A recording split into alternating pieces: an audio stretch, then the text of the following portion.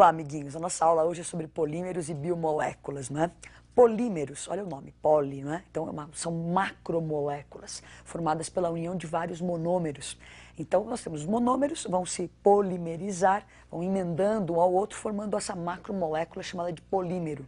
Então nós temos aqui um exemplinho, uma brincadeirinha, não é? Quando você começa a pegar o clips e emendar um no outro, então você teria aqui o que a gente chama de monômero, vai emendando um no outro, formando uma macromolécula, que a gente pode chamar de polímero, não é? Então existem polímeros sintéticos e polímeros naturais. Nós vamos então falar um pouquinho de cada um deles. Então vamos dar uma olhadinha nos exemplos de polímeros sintéticos e de naturais. Depois, durante a aula, nós vamos discorrer sobre eles. Dá uma olhadinha no quadro. Então, polímeros naturais, né, nós temos a celulose, o amido, o látex natural, seda, fio da teia de aranha. E polímeros artificiais são esses plásticos, né? Vivemos na época do plástico. Então, polietileno, teflon, nylon, poliéster, borracha sintética, acrílico, são alguns exemplos desses polímeros. Bom, agora o que nós vamos fazer, então, é ver essas reações dos polímeros, as polimerizações. Fiquem atentos que no vestibular, às vezes, não é? Nós vamos fazer um primeiro caso de polímeros, que é polímeros de adição. Então, nós vamos adicionar uma molécula a outra. Então, às vezes, no vestibular, você tem lá umas alternativas. Quais substâncias abaixo podem formar um polímero? Então, fiquem atentos se você tem a dupla ligação. Porque essa dupla ligação no monômero que vai romper e abrir os bracinhos para se emendar uma molécula na outra. Então, nós vamos ver o primeiro caso de polímeros, são polímeros de adição. Para ter um polímero de adição, eu vou ter que ter essa estrutura, né? Esse C dupla C ali, porque é justamente uma das ligações da dupla que eu vou romper.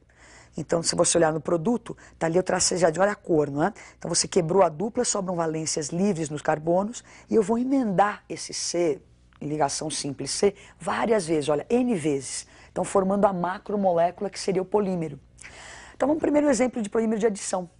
Então, nós temos aí o polietileno, né? Então, você tem o eteno ou etileno, quebramos a dupla ligação, na presença de catalisador, pressão e calor, formamos o polietileno. Então, a estrutura lá, olha, C, tracinho C, que vai se repetir N vezes, não é? Então, nós vamos emendar isso N vezes, formando o polietileno. Um próximo exemplo. Então, nós temos aí o cloreto de vinila, que seria o monômero. Temos a dupla ligação, você rompe a dupla, vai formar lá então o monômero que vai se repetir N vezes, dando origem ao polímero. É o policloreto de vinila, que é o PVC, para fazer tubulações de encanamento de casa, não é? Próximo exemplo. Então temos aí o tetrafluoretileno, não é? Nós vamos quebrar essa dupla ligação, presença de catalisador, pressão, calor, vamos formar o politetrafluoretileno, que dá origem ao teflon, que você usa na frigideira, devido à baixa aderência que ele tem a materiais, a inércia química, a resistência ao calor, não é? Então eu posso dar nas minhas panelas para que as coisas não grudem, então ele resiste bem ao calor e me ajuda na limpeza dessa panela também depois, a gente agradece a química por isso, né? Bom, então nós já vimos a polimerização por adição, onde o que era importante é ter aquela dupla ligação, onde você vai romper e emendar os monômeros, não é? Agora a gente vai ver uma polimerização por condensação. Então eu vou ter duas estruturas, como se fossem aqui nossos clipezinhos, duas moléculas que podem ser iguais ou diferentes. Essas moléculas, não é, eu vou tirar delas, não é, uma coisinha menor para formar ou água ou HCl.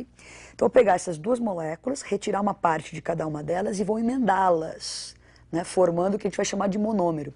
Isso aqui vai se repetir N vezes. Então, numa polimerização por condensação, eu vou ter duas substâncias, vou unir essas duas substâncias e depois polimerizar, não é? Então, vamos ver um exemplo da polimerização por condensação. Então, nós temos ali um poliálcool, um alcano, nós vamos tirar o hidrogênio mais o OH do álcool formando a água, emendamos, então, 2 carbonos mais 2 formaram 4. Essa estrutura com 4 carbonos vai se repetir N vezes, formando o polímero. Então vamos a alguns exemplos de polímeros de condensação. Então nós temos aí o poliuretano, não é? Temos essas duas primeiras moléculas, são moléculas diferentes. Então nós vamos quebrar o C dupla N, vamos quebrar ali o OH do álcool e vamos emendar essas coisas. Então olha para baixo ali, você vê, ó, o N, C dupla O, aparece então um pedacinho do álcool. Essa estrutura que se forma vai se repetir N vezes, formando o polímero, que é o poliuretano, não é? No próximo exemplo, Então agora a poliamida ou nylon. Esse nylon que nós vamos ter como exemplo é o nylon chamado de meia-meia, porque as duas moléculas que vão formar o monômero têm 6 átomos de carbono na cadeia. Então é o ácido hexanodioico e 6-hexanodiamina, não é? Então você vê que para formar esse tipo de polímero por condensação, eu tenho um diácido, uma diamina, não é? Eu preciso ter essa estrutura nas pontas para poder emendar uma cadeia na outra. Então nós tiramos o OH do ácido, o H dessa amina, não é? E vamos emendar essa estrutura, na presença sempre de catalisador, pressão e aquecimento. Então você vai ver o produto agora.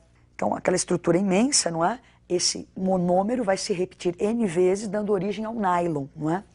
Então, se você observar esse C-O-N, né, é uma ligação amídica, né? C-O-N é o que indicava a função amida, por isso que é chamado de poliamida, né? Porque você várias vezes esse C-O-N. No próximo exemplo, nós temos o poliéster, dracon ou terilene, não é? Então nós temos aí o ácido, né, o diácido parabenzoico e 2-etanodiol, né? Então, de novo, aquela estrutura, olha, 2-diácido, diálcool, não é? Então, eu vou pegar o OH desse ácido com o H do álcool e vou arrancar a água e vou emendar essas estruturas. Então, você vai ver o produto. Então, está lá a estrutura, emendamos uma na outra, esse monômero que se formou vai se repetir N vezes. Se você olhar o C-O, é o que indica a função éster, não é? Então, por isso é chamado de poliéster, porque nós vamos ter várias vezes essa ligação C-O.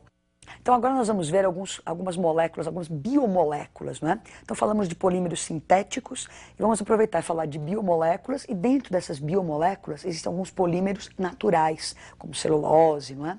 Então, biomoléculas são as moléculas que formam o nosso organismo vivo, não é?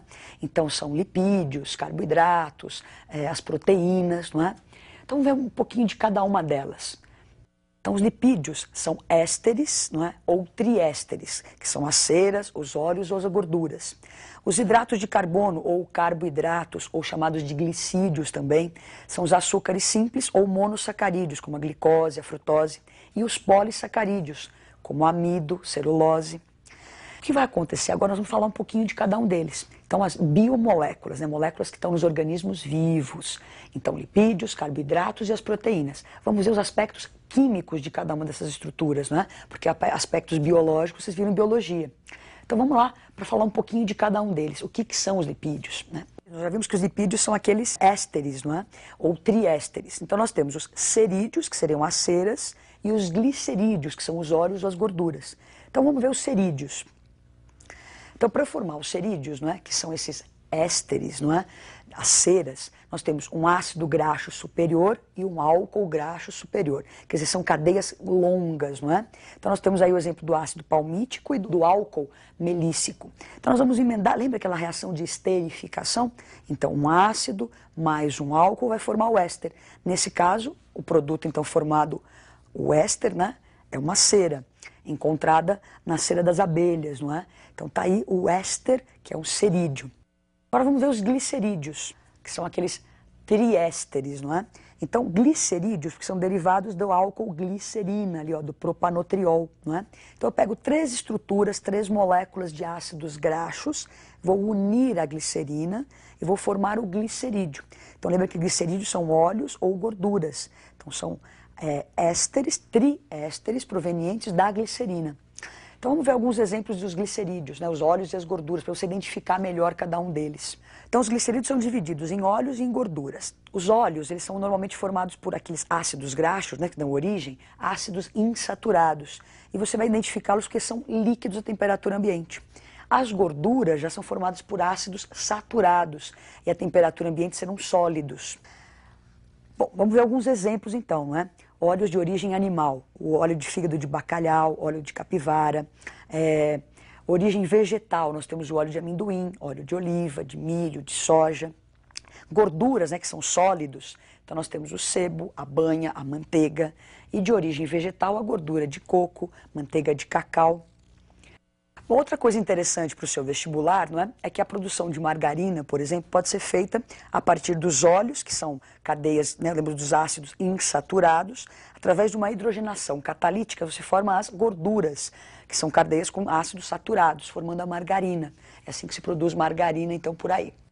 Bom, agora nós vamos fazer o quê, não é? Já vimos os lipídios, agora vamos para os carboidratos, não é? Ou glicídios, os açúcares. Vamos lá para os carboidratos, então. Então, pensando no aspecto químico, não é? Um carboidrato ou um glicídio, né? São cadeias de poliálcool aldeído ou poliálcool cetona.